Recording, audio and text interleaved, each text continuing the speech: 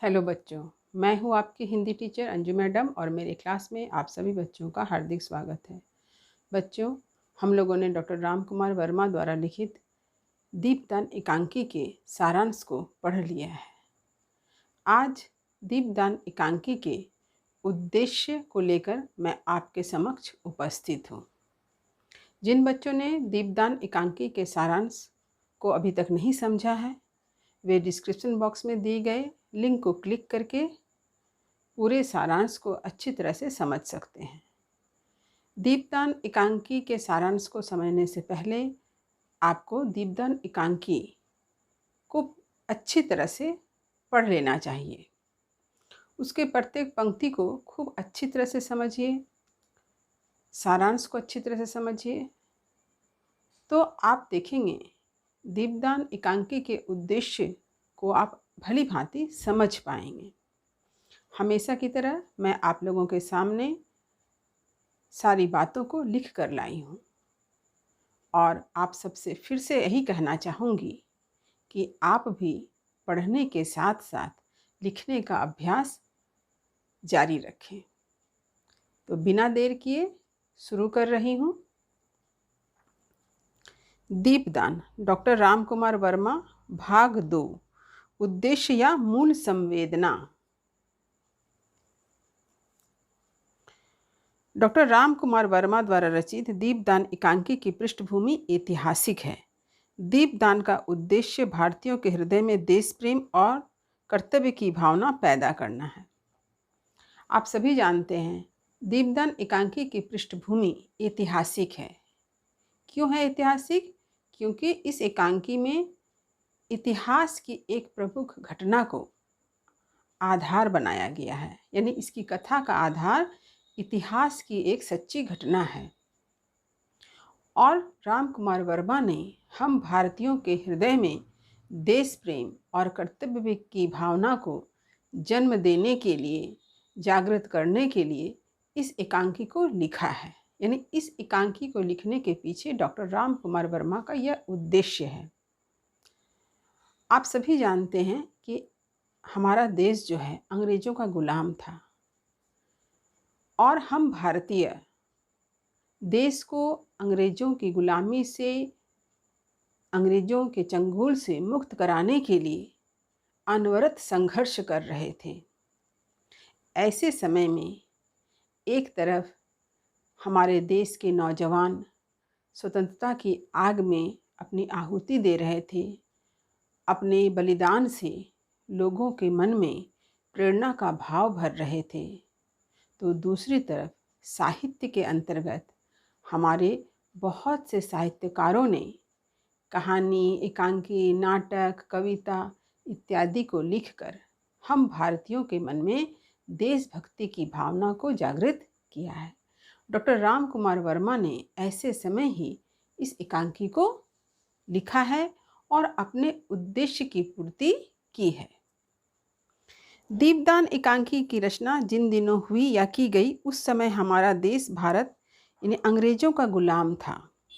इसलिए एकांकीकार ने भारतीय इतिहास के गौरवमय स्वरूप को प्रस्तुत कर त्याग, बलिदान एवं कर्तव्य पालन की पुनित भावना से जनमानस को प्लावित किया है। एकांकीकार का उद्देश्य मानवीय मूल्यों एवं उसके आदर्शों को चित्रित कर भारतीयों में चेतना का स्वर फूंकना है। जो मैंने अभी अभी आपसे बतलाया कि हमारे देश का जो अतीत है वह कितना गौरवशाली रहा है, इसे हमें जानना जरूरी है। जब हम अपने देश के अतीत को समझते हैं तभी हम वर्तमान को समझकर उससे मुक्त होना चाहते हैं, वर्तमान को अच्छा बनाना चाहते हैं। जब हमारा देश अंग्रेजों का गुलाम था तो उसमें बहुत सारे लोगों ने गुलामी को ही अपनी किस्मत मान लिया, लेकिन हमारे देश के साहित्यकारों ने जब उनके समक्ष हमारे देश का, हमारे भारतवर्ष का जब गौरवशाली अतीत को कहानी के माध्यम से, कविता के माध्यम से जब प्रस्तुत किया, तब हम देशवासियों के मन में यह प्रेरणा जगी कि हमें अपने पूर्वजों की तरह आज़ादी के साथ जीना है, देश को गुलामी के चंगुल से आज़ाद कराना है। दीपदान एकांकी में डॉक्टर वर्मा ने पन्नाधाय के माध्यम से अपने उद्देश्य की स्थापना की है। राजपूताना में असंख्य उदाहरण हैं जहां देशभक्ति, राजभक्ति, स्वामी भक्ति तथा कर्तव्य पालन के लिए एक से बढ़कर एक बलिदान हुए हैं। दीपदान एकांकी में डॉक्टर वर्मा ने जो कथा हमारे समक्ष प्रस्तुत की है उसके प्रमुख पात्र का नाम है पन्नाधाय। ऐसे तो राजपूताना में एक से एक बढ़कर देश के लिए मर मिटने वाले अमर शहीद हुए, एक से बढ़कर एक प्रतापी हुए जिन्होंने अपने राज्य के लिए, अपने देश के लिए अपने प्राणों का बलिदान दे दिया है। तो पन्नाधाय में भी वही स्वामी भक्ति, कर्तव्यपरायणता हमें देखने को मिलती है।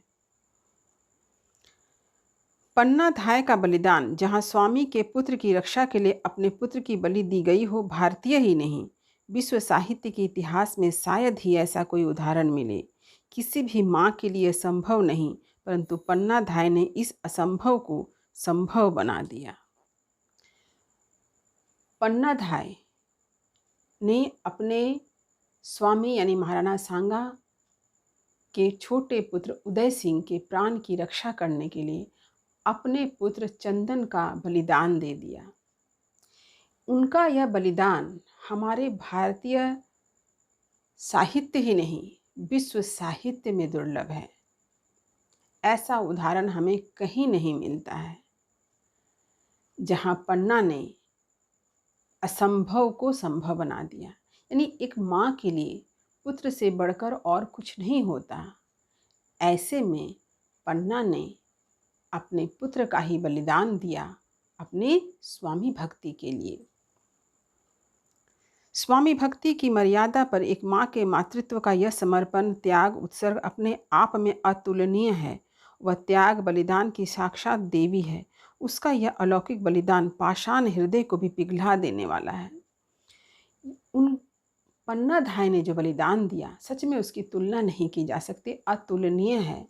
और उनका यह बलिदान एक पत्थर हृदय को भी पिघला देने की क्षमता रखता है। उसकी स्वामी भक्ति जो है पूजनीय है। डॉक्टर वर्मा ने पन्ना के चरित्र के माध्यम से भारतीय नारी के त्याग, कर्तव्य पालन, देश प्रेम की भावना को प्रस्तुत किया है। इस प्रकार डॉक्टर वर्मा ने पन्ना के माध्यम से भारतीय नारी के त्याग, बलिदान की भावना को अभिव्यक्त किया है।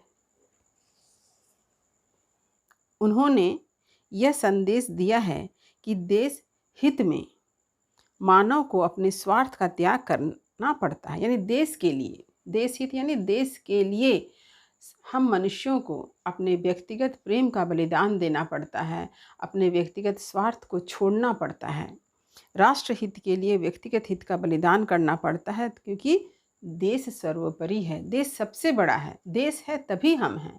अगर हम अपने व्यक्तिगत स्वार्थ के लिए सोचकर अगर देश को गुलामी की ओर ले जाएंगे तो एक दिन ऐसा होगा कि हमारी स्थिति भी दयनीय हो जाएगी। तो देश सबसे पहले है और देश के लिए हमें अपने व्यक्तिगत सुख का बलिदान करना अत्यंत आवश्यक है। हम देश के लिए अपने व्यक्तिगत हित को पकड़कर बैठे नहीं रह सकते। यदि कोई व्यक्ति अपने स्वार्थ पूर्ति में लिप्त हो जाए तो वह अधम से अधम कार्य करने में हिचकिचाता नहीं है, जैसा कि बनवीर। ऐसे लोग देशद्रोही कहलाते हैं। ये किसी भी राष्ट्र के लिए कलंक होते हैं। अगर हम अपने स्वार्थ पूर्ति में लग जाएं, अपने व्यक्तिगत हित के लिए सोचें, तो हम अधम से अधम कार्य करने में हिचकिचाते नहीं हैं। जैसा कि हम बनवीर को देखते हैं कि बनवीर के मन में व्यक्तिगत हित की भावना इतनी अधिक है कि वह देश की तरफ ध्यान नहीं देता। देश के हित में क्या भला है, इसकी सोचने की क्षमता उसकी समाप्त हो जाती है और ऐसे लोग ही देशद्रोही कहलाते हैं और ये लोग देश के लिए कलंक होते हैं। डॉक्टर वर्मा ने दीपदान एकांकी के माध्यम से अपने जिस उद्देश्य की स्थापना की है, हम अपने गौरवशाली अतीत, इतिहास और परंपरा को हमेशा याद रखें। यानी एकांकी के माध्यम से डॉक्टर राम कुमार वर्मा ने हमें यह संदेश दिया है, और इस उद्देश्य की उन्होंने स्थापना की है कि हम अपने गौरवशाली परंपरा को कभी ना भूलें, हम अपने अतीत को हमेशा याद रखें, हम अपने देश के गौरव को हमेशा अपने हृदय में स्थान दें, कभी ना भूलें। यदि कभी हमारे देश पर संकट आए तो हमें अपना सर्वस्व न्योछावर करने के लिए तत्पर रहना चाहिए और यही इस एकांकी की मूल संवेदना है। और डॉक्टर वर्मा ने हमें यह संदेश दिया है कि यदि कभी देश पर कोई संकट आता है तो हमें बिना हिचकिचाहट के अपने व्यक्तिगत हित का बलिदान करना चाहिए, क्योंकि देश सबसे पहले है। देश को हम संकट से जितनी जल्दी उबारेंगे, हमारे देश का उतना ही भला होगा, हमारे देश में रहने वाले लोगों का हित होगा। तो उम्मीद करती हूँ कि दीपदान एकांकी का उद्देश्य आपको अच्छी तरह से समझ में आ गया होगा। जैसा कि मैंने पहले भी कहा है, आप पढ़ने के साथ साथ लिखने का अभ्यास हमेशा जारी रखें, क्योंकि लिखने से आपकी हैंडराइटिंग तो सुंदर होती ही है, साथ ही साथ आप शब्दों की बनावट से भी परिचित होते हैं। तो वीडियो को ज़्यादा से ज़्यादा लाइक करें और सभी मित्रों में शेयर अवश्य करें। जो बच्चे चैनल पर नए हैं वे चैनल को सब्सक्राइब करना ना भूलें, ताकि आने वाले वीडियो का नोटिफिकेशन उन्हें तुरंत मिल सके। तब तक पढ़ते रहिए, जीवन में आगे बढ़ते रहिए। मेरी शुभकामनाएं आप सभी बच्चों के साथ है। धन्यवाद।